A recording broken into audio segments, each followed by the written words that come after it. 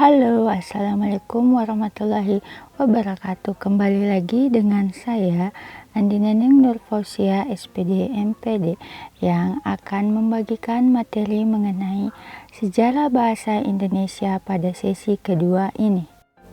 Adapun capaian pembelajaran umum dan khusus pada materi ini, saya harap Anda dapat menjelaskan kronologis perkembangan bahasa Indonesia, dapat menjelaskan kedudukan dan fungsi bahasa Indonesia. Yuk jalan-jalan di jejak langkah perkembangan bahasa Indonesia. Ternyata bahasa Indonesia awalnya berasal dari bahasa Melayu kuno.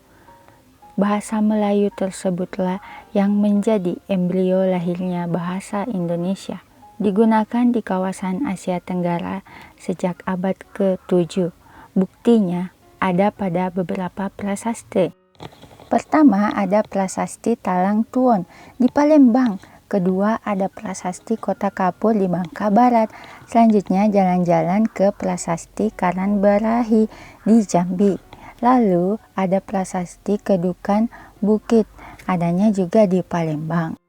Semua prasasti tersebut bertuliskan huruf Pranagari berbahasa Melayu kuno. Bukti nyata adanya bahasa Melayu.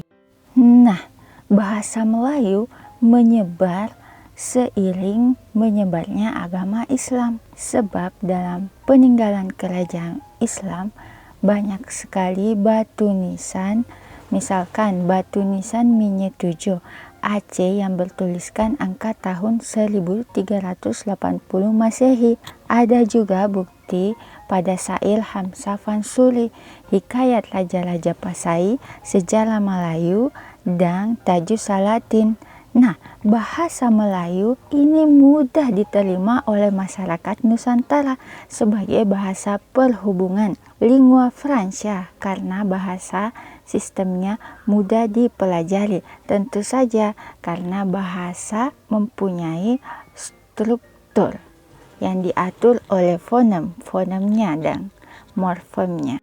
Ternyata pada zaman kolonial Belanda ketika Dewan Rakyat terbentuk 18 Mei 1918, bahasa Melayu mendapat pengakuan sebagai bahasa resmi kedua. Bahasa Belanda menjadi bahasa resmi pertama. Nah, pada Kongres Pemuda Indonesia 1 tahun 1926, Muhammad Yamin menyusun Ikrar Sumpah Pemuda.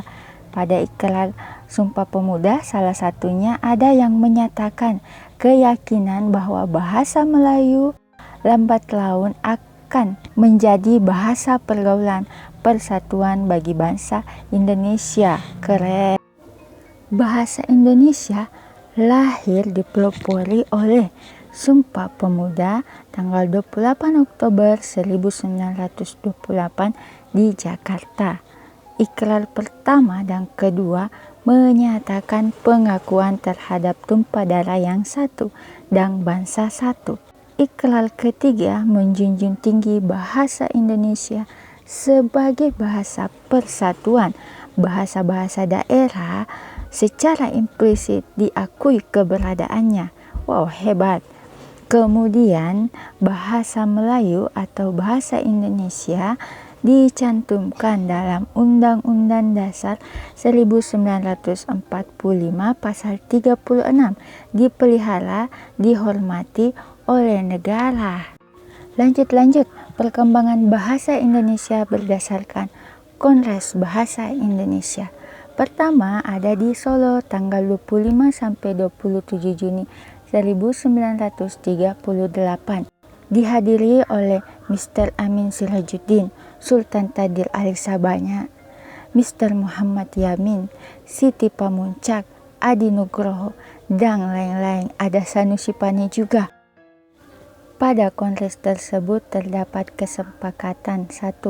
Penggunaan atau penyerapan kata istilah asing ke dalam bahasa Indonesia untuk kepentingan ilmu pengetahuan.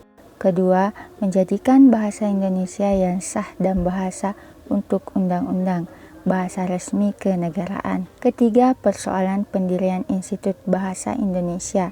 perlu didirikan PT Kesusastraan.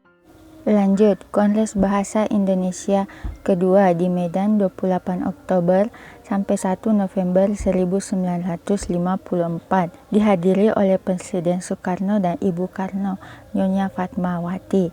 Kongres bahasa tersebut mewujudkan tekad kuat bangsa Indonesia untuk menyempurnakan bahasa Indonesia yang menjadi kebanggaan bangsa Indonesia. Kongres Bahasa Indonesia selanjutnya di Jakarta 21 sampai 26 November 1983. Kongres ini mengingatkan bahwa seluruh warga negara Indonesia diharap menggunakan bahasa Indonesia dengan baik dan benar. Kongres selanjutnya ada di Jakarta 28 Oktober sampai 3 November 1988.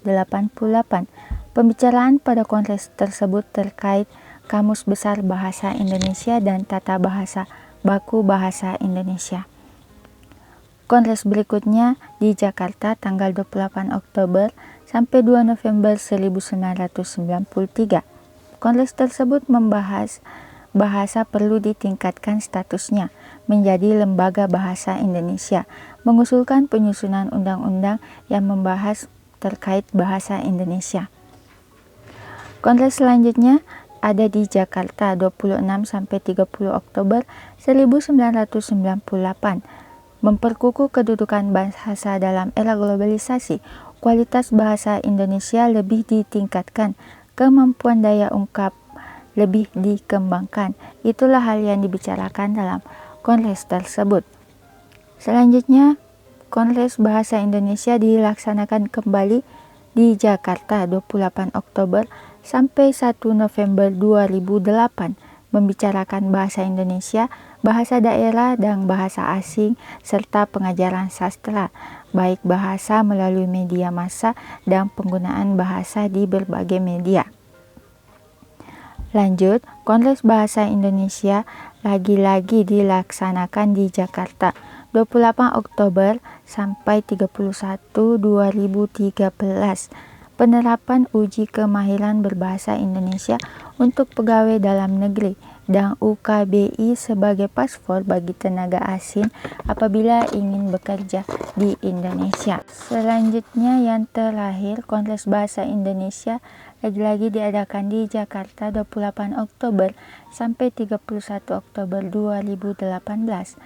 Adanya peluncuran produk kebahasaan dan kesastraan, Kamus Besar Bahasa Indonesia Braille, buku bahasa, peta bahasa, UKBI daring, dan banyak lagi aplikasi lainnya.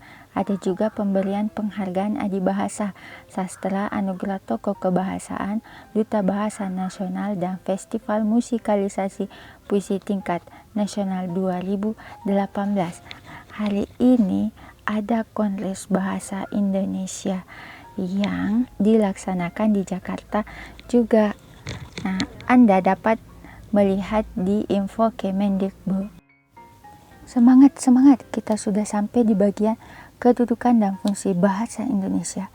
Kedudukan bahasa Indonesia itu sebagai bahasa nasional, sebagai lambang kebanggaan nasional, identitas nasional, dan alat komunikasi serta alat pemersatu bangsa antar daerah dan antar budaya. Anda harus bangga dengan bahasa Indonesia sebagai bahasa negara yang berfungsi sebagai bahasa resmi negara, bahasa pengantar dalam dunia pendidikan, alat penghubung tingkat nasional, dan alat komunikasi pembangunan nasional, kepentingan pemerintah, pengembangan kebudayaan, ilmu pengetahuan, dan teknologi. Tak bisa dibayangkan apabila bahasa Indonesia sebagai bahasa pemersatu tidak ada. Anda dari daerah satu dengan daerah A, misalkan Makassar dan Jawa, tidak akan dapat berkomunikasi ketika menggunakan bahasa daerah masing-masing. Untungnya ada bahasa Indonesia. Jadi bahasa Indonesia merupakan penerus dari bahasa Melayu. Semangat belajar. Wassalamualaikum warahmatullahi wabarakatuh.